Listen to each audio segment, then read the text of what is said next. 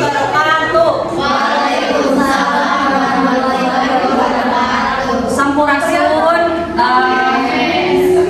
Wilujeng siang rencana sadayana dinten ieu abdi di kelompok Bogor bade ngapresentasikan mau eta Bogor. Satu acana ngapresentasikan tepatkeun nami abdi Ridin Ismawati nomor timna 2302002. Abdi Septiani Nur Hidayah, NIM 230762. Abdi Julianti Simbolon dengan NIM 23000912. Abdi Panesalia Amriani dengan nomor NIM 239018. Abdi Abdirul Sirait dengan NIM 230432. Abdi Naila Hanifah Abdul Aziz dengan NIM 230417. Abdi Fadil Amalia dengan NIM 2309540.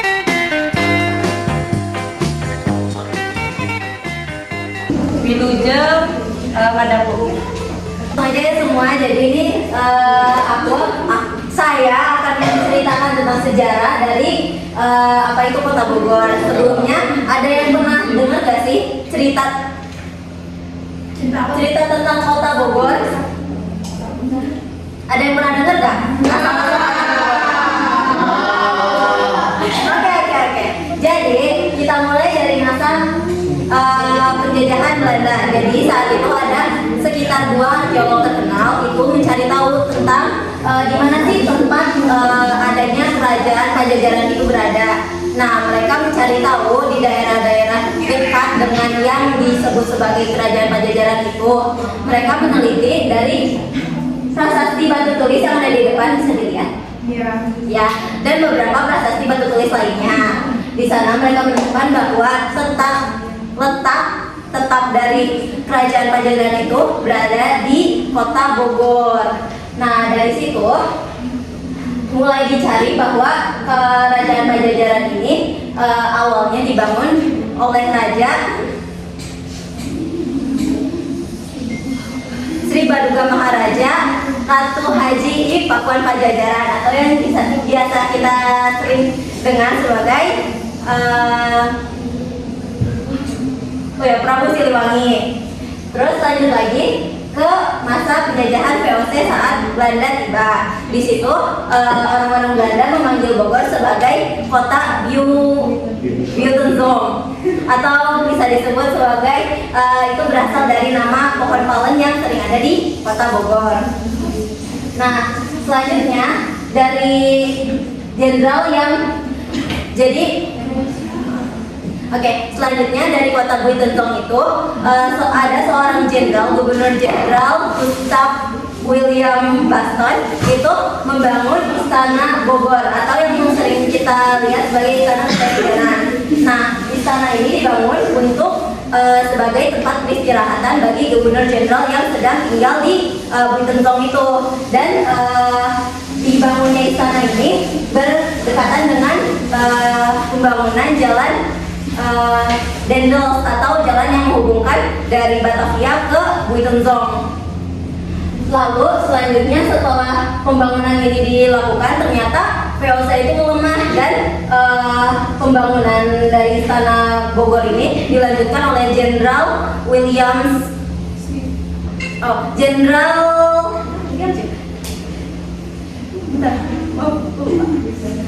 Oke, lanjut ya ke Jenderal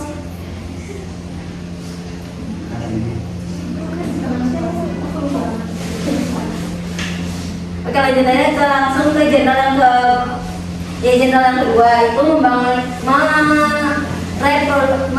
merekonstruksi Istana Bogor menjadi Istana Bogor yang saat ini kita lihat. Nah, dari tempat yang ada di Istana Bogor ini, di sekitar Istana Bogor ini dibangun Garden Botanical, atau yang kita sering sebut sebagai Kebun Raya Bogor. Ada yang pernah ke Kebun Raya Bogor nggak sebelumnya? Oke, lanjut aja. Jadi di Kebun Raya Bogor ini disebutkan sebagai tempat untuk tanaman-tanaman yang ciri khas dari daerah Bogor Kota maupun Bogor Kabupaten. Lanjut lagi. Jadi setelah masa penjajahan VOC itu runtuh dan digantikan oleh masa penjajahan Belanda, Kota Buitenzorg ini diganti menjadi kota Kota Besar Bogor atau yang ya Kota Besar Bogor pada 1950 dan pada 1957 diganti kembali menjadi Kota Praja Bogor. Kota Praja Bogor. Dari Kota Praja Bogor pada 1960-an diganti kembali menjadi Kota Madya tingkat 2 Bogor dan diganti kembali pada 1999 dari buku Kota Bogor nomor 1 pada tahun 1999 diganti menjadi Kota Bogor yang saat ini kita kenal. Oke, mungkin sekian dari sejarah Kota Bogor. Akan dilanjutkan lagi kepada teman saya Naila dengan logo Kota Bogor. Ya, jadi selanjutnya saya akan menjelaskan sedikit tentang logo Kota Bogor. Nah, logo Kota Bogor ini berbentuk seperti perisai dan ada 4 gambar di dalamnya. Gambar yang pertama ada burung Garuda berwarna kuning keemasan yang juga merupakan lambang negara Indonesia. Nah, gambar ini melambangkan bahwa masyarakat dan pemerintah Kota Bogor itu berpegang teguh kepada Pancasila dan Undang-Undang Dasar 1945. Lalu di sebelahnya ada gambar istana berwarna putih. Nah, maksud dari lambang ini tuh bahwa di Bogor itu ya seperti tadi terdapat istana negara atau istana kepresidenan. Nah, lalu selanjutnya ada lambang gunung dengan 4 puncak. Nah, gunung yang maksud ini adalah Gunung Salak ya. Nah, untuk gambarnya sendiri melambangkan kalau Bogor itu tidak bisa terlepas dari Gunung Salak karena emang lokasinya sangat berdekatan dengan Gunung Salak ini. Lalu yang terakhir ada gambar kujang. Nah, Kota Bogor ini sangat identik dengan simbol tubuh kujangnya.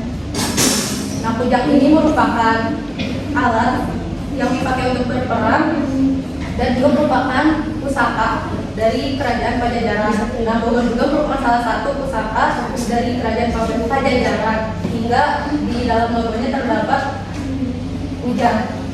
Nah, keempat gambar ini disatukan dalam satu perisai, itu yang menandakan bahwa empat gambar ini tidak bisa dipisahkan dan saling berkaitan. Terima kasih. Selanjutnya akan dilanjutkan dengan konsep. Oke, baik. Sekarang kita lanjutkan ke cerita rakyat. Di sini kelompok kami menjelaskan asal usul Gunung Putri yang dipilih sebagai cerita rakyat yang akan dipaparkan pada siang hari ini. Oke. Jadi kita mulai. Zaman dahulu kala di Kota Bogor terdapat suatu negeri kecil yang makmur, sejahtera, gemah ripah Pulau Jinawi.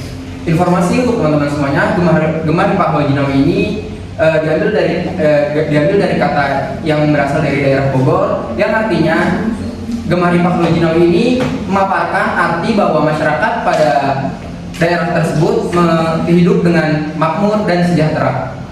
Kita lanjut ceritanya. Tidak hanya itu, tanahnya subur. Di negeri kecil itu tanahnya subur, memiliki tanah yang subur, hasil bumi yang banyak, serta rakyat pun hidup dengan tentram.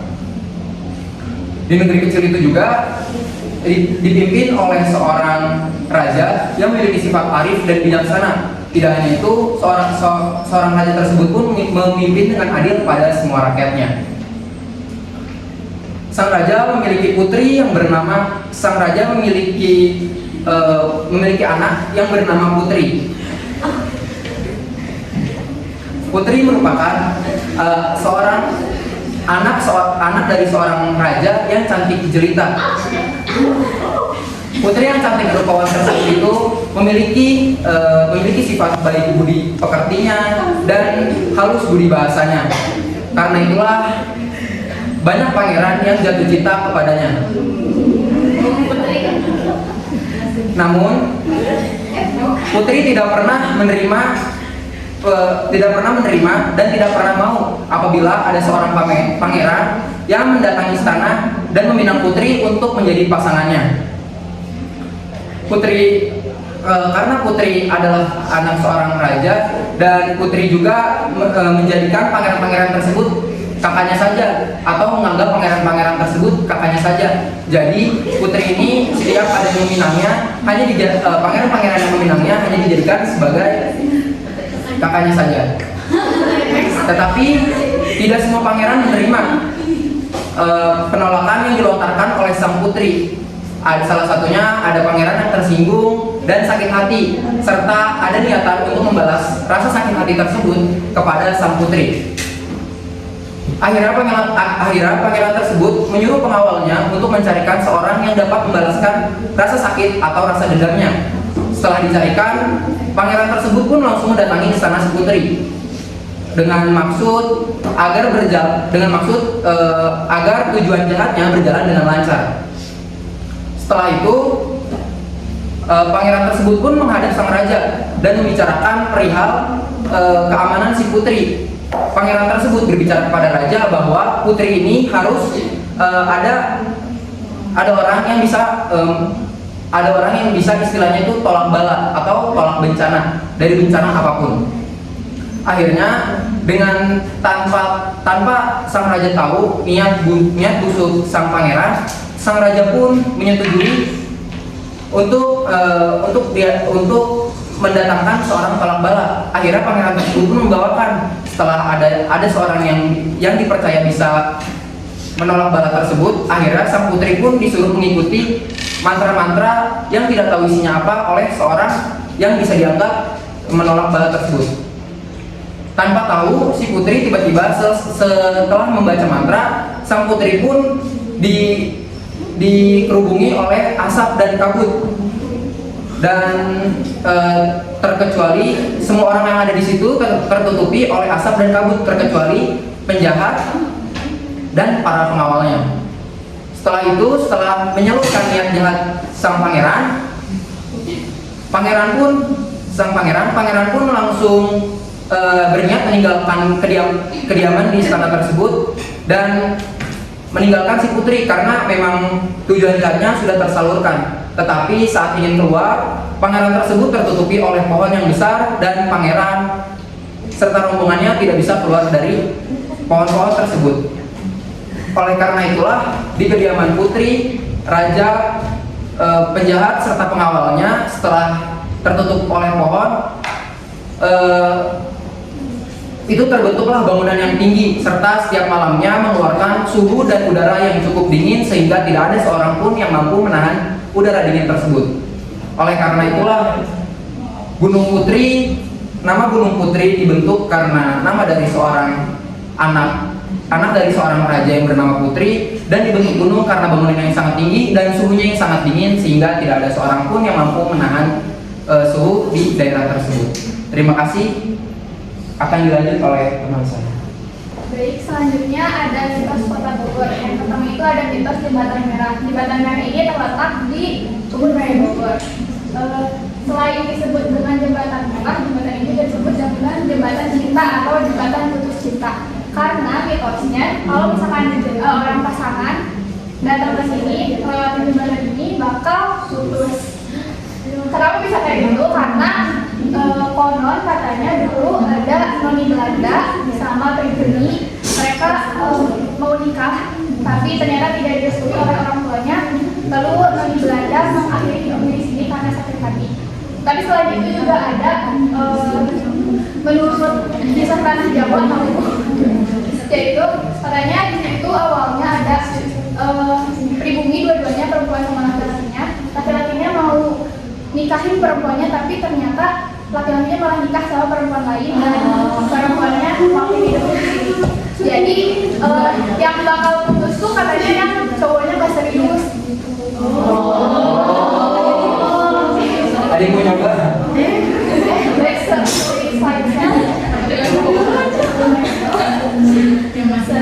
Yang kedua ada mitos pohon jodoh. Nah ini tuh sebaliknya dari gugatan cinta. Kalau kita akan putus, kalau kita akan putus dia gugatan cinta di sini biar jadi jodoh. Maksa. Kenapa disebut pohon jodoh? Karena ini tuh udah dari dulu banget. Ada pohon beringin sama pohon merapi bersebelahan, jadi kayak pasangan gitu. Nah selain itu juga katanya ini berkaitan dengan adanya makam Ratu Galuh yang merupakan istri dari Prabu Siliwangi. Katanya Ratu Galuh itu bisa mengeluarkan aura pengikat jodoh. Sekian dari saya. Baik, di sini ada makanan khas Bogor. Yang pertama ini ada roti unyil. Roti unyil ini berdiri sejak tahun 90-an, tepatnya pada tahun 1992. Roti kecil ini berawal dari dua orang bersaudara yang awalnya itu ingin bisnis kecil-kecilan, tetapi dengan seiringnya waktu dan berkembang pesat, kedua bersaudara pun mencari ide dinamakan roti unyil ini. Dapat ide dari referensi serial si Unyil, maka dari itu roti tersebut dinamakan roti unyil. Lalu yang kedua ini ada asinan. Asinan Bogor ini awalnya dari warga Tionghoa, tetapi awalnya itu di Bogor itu disebutnya rujak Bogor, tetapi sekarang diubah namanya menjadi asinan. Banyak kalangan dari mulai remaja, dewasa dan juga orang tua yang sangat menyukai asinan ini. Asinan ini terdiri dari sayuran, potongan buah dan juga bumbu kacang. Lalu yang terakhir ada lapis talas. Lapis talas ini berdiri sejak tahun 2011. Lapis talas ini berawal dari sang ide perintis yang bernama Rizka. Lapis talas ini sudah berhasil menjadi oleh-oleh khas Bogor dengan bahan utama dari talas. Talas Bogor ini dinamakan lapis Sangkuriang. Kenapa demikian? Karena diambil dari sejarah cerita Sangkuriang asal Sunda. Selanjutnya aku jelasin tempat wisata yang di Kota Bogor nih. Yang pertama ada Kebun Raya Bogor. Nah, Kebun Raya Bogor ini itu didirikan pada tahun 1817. Luasnya itu sekitar 87 hektar. Nah, di dalamnya itu ada apa aja sih? Nah, jadi kita tuh bisa melihat peninggalan sejarah zaman Belanda, peninggalan zaman Belanda. Jadi kita bisa melihat museumnya juga, ada museum. Terus kita juga bisa piknik bareng keluarga, sahabat, pacar ya. Terus kita juga bisa pesan capek jalan ngelilingin kebun raya. Ada tempat penyewaan juga, ada sepeda, terus go-kart, terus ada kendaraan listrik gitu. Terus kita juga bisa melihat tumbuh-tumbuhan. Terdapat 15 pohon dan tanaman. Ada yang pernah ke Taman Safari? Taman Safari ini tuh terletaknya di Cisarua Puncak. Berdiri sejak tahun 1980, memiliki luas sebesar 168 hektar. Jadi kalau misalnya kalian mau kesini, kan bisa naik kendaraan pribadi, sampai mobil. Kalau motor kan nggak bisa muternya, soalnya Taman Safari ini tuh sebagian hewan itu dilepas gitu.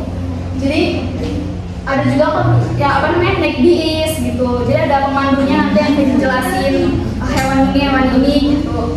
Terus terdapat juga wahana bermain, jadi nggak bosan kalau cuma ngeliat hewan, ngasih makan hewan gitu.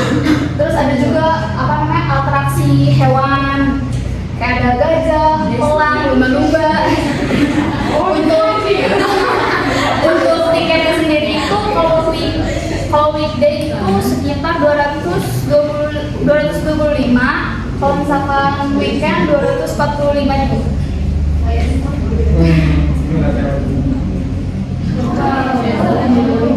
Yang ketiga ada Jungleland. Jungleland ini tuh kayak Dufan tapi versi versi mini yang di Bogor lah gitu. Ini tuh didirikan pada tahun 1997. Terus di dalamnya itu terdapat banyak wahana bermain, lebih dari 36 wahana. Ada juga kolam renangnya.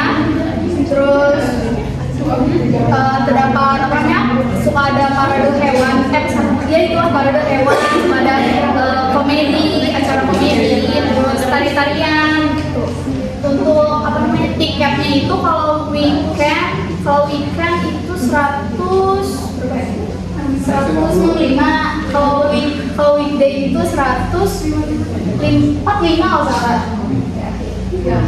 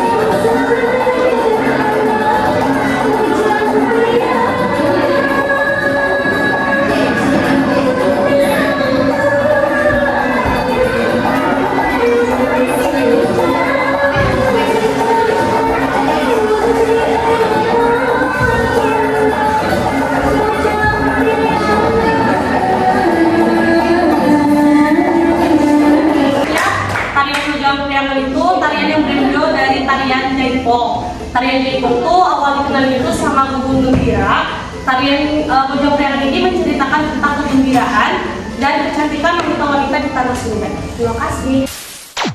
Sekian penampilan dari kelompok kami. Mohon maaf apabila ada kekurangan atau kesalahan dalam pengucapan kata. Terima kasih. Wassalamualaikum warahmatullahi wabarakatuh.